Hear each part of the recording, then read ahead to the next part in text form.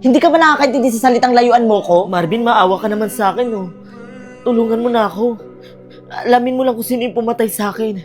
Pangako, pagkatapos nito, hindi na kita gagambalain. Ayoko na ng ganyang trabaho. Gusto ko na ng tahimik na buhay. Kaya please, tantanan mo na ako.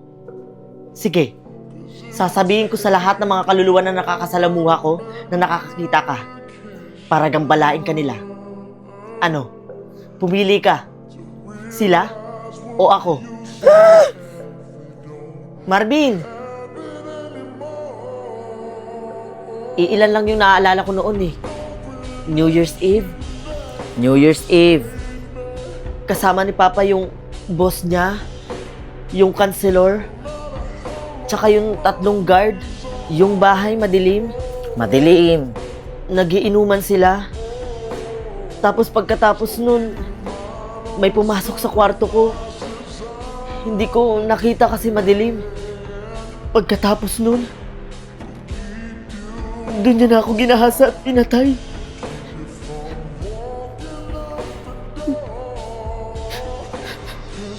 Sige, huwag ka mag-alala. Bukas na bukas pupunta ako sa bahay nyo para alamin kung sino yung pumatay sa'yo. Tsaka para lubayan mo na din ako. Nakaka-stress.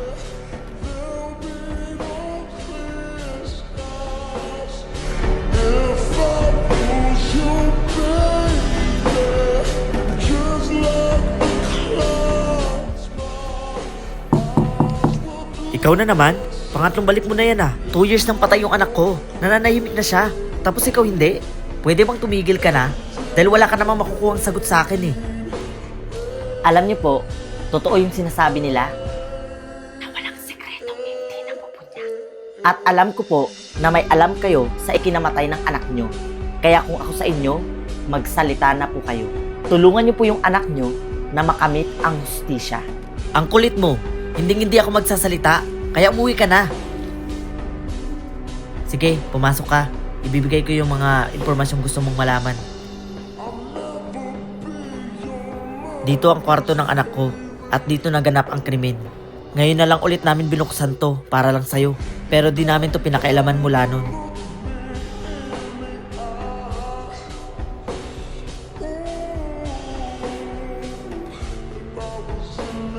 Kanino to? Yan ang tanging alas at pruweba namin. Kung sino yung gumahasa at pumatay sa anak ko, natatakot kami magsumbong.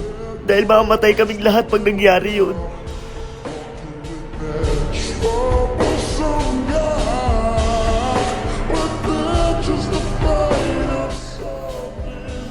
Marvin! Marvin, teka sandali. Ayaw mo na bang ituloy? Kilala mo na ba kung sino yung pumatay sa akin?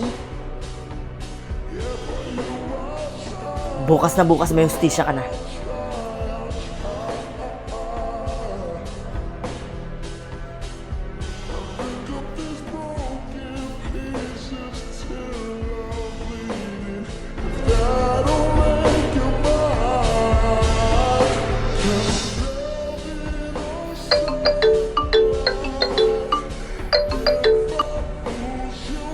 Ma, anak, tanggal na sa pagiging counselor yung daddy mo. May mga pulis din dito.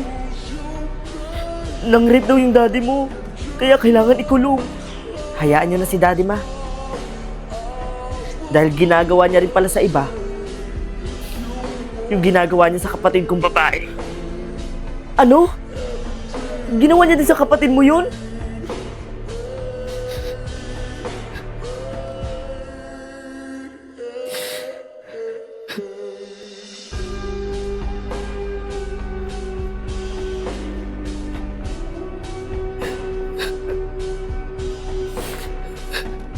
Ayop ka. Ayop ka. Ayop ka. Ayop.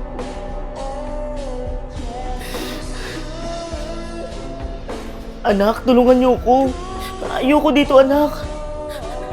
Hanapan niyo ko ng abogado, anak. Tulungan niyo ko makalaya dito. Ayoko dito, anak. Hindi po, Daddy. Dapat nyo lang pagdusahan lahat ng mga pinaggagawa nyo.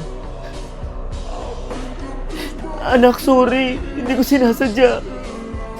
Hindi lang pala sa kapatid ko. Pati pa pala sa ibang tao. Wala ka nang sinasanto, Daddy. Kaya mabubulok ka sa kulungan. Anak, sorry. Hindi ko alam yung ginagawa ko. Lasing ako noon.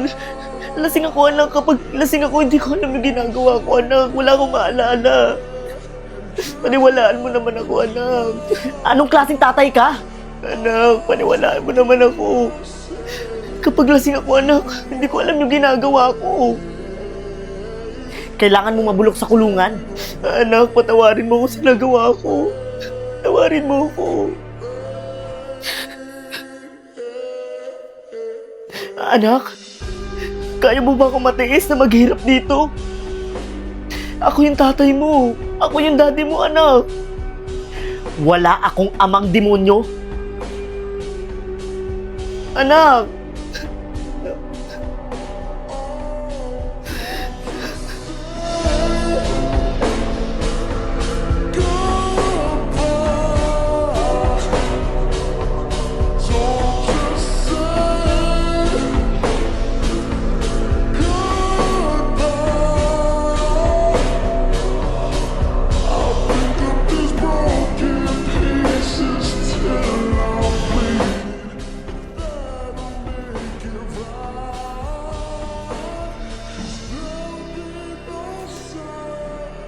Marvin, maraming salamat sa iyo ah.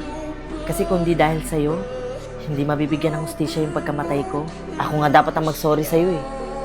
Kasi yung daddy ko pala yung may kasalanan kaya ka nawala. Maraming salamat talaga, Marvin ah. At syempre, natulungan na din yung kapatid mo. Sana maging masaya ka na kasi nabigyan ka na ng hustisya. Paalam, Marvin. Mamimiss kita. Mamimiss din kita.